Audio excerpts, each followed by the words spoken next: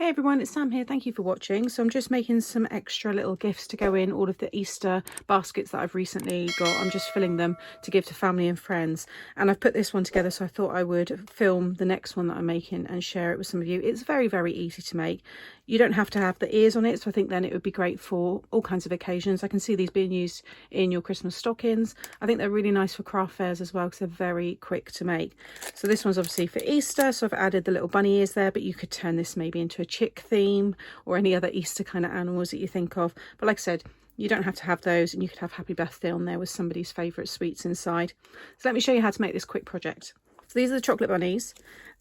These are actually going to go in my mum's Easter basket. She likes to put chocolates at the bottom of her porridge bowl. She puts all the porridge on top, and then by the time she gets to the bottom, she has this little chocolate melted treat, and she loves it. So things like this she really likes because she puts them in her porridge. But this one I'm doing in blue, and this is going to be for my friend's little boy because I'm doing him an Easter basket as well. So the plastic that I've used here is one of the protective card, wallets or little pockets. This one is the... this one I think is the A6 size. I mean, any size you can do. If you've got 6x6 plastic ones or 5x7, it's going to work. You'll be able to put more treats in the bigger they are. The sentiment, I've taken it from the Honeycomb Easter sentiment, which was last year launched with the Creative Craft products. It was the Honeycomb collection. I've used the Hoppy Easter there because it was just perfect. So I've already gone ahead and stamped that one.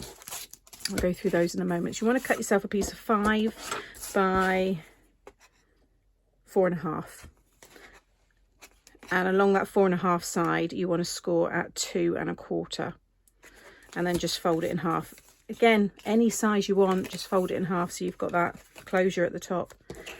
This piece is then to go on top, so this one is 2 by 4.75, and I've stamped the sentiment there. I've also rounded all of the corners using my corner punch here. I just thought it just softened it a little bit. So I'm going to stick that one over the top of there. Okay, so whilst that's drying, for the ears, I've just used this was the Card Making Magic A5 oval nesting dies, but any oval shaped dies will work. And I've just taken the smallest 2 there. I've cut 2 in blue and 2 in white, and I'm going to stick those behind here.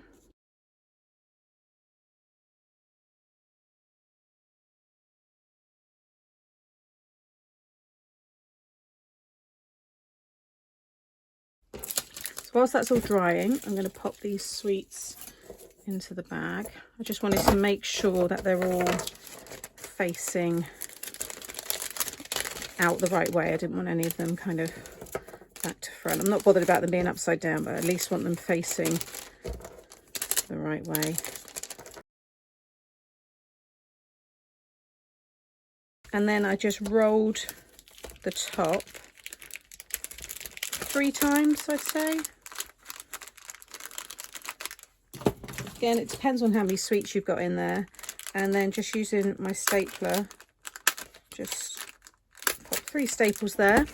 And then I'm going to use my thick red tape and just run a strip along the top there. And just do that on both sides.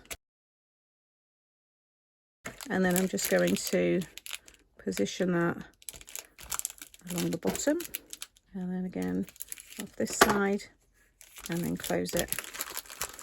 And then I've got these little hearts which are from the spring kit from Papercraft Essentials.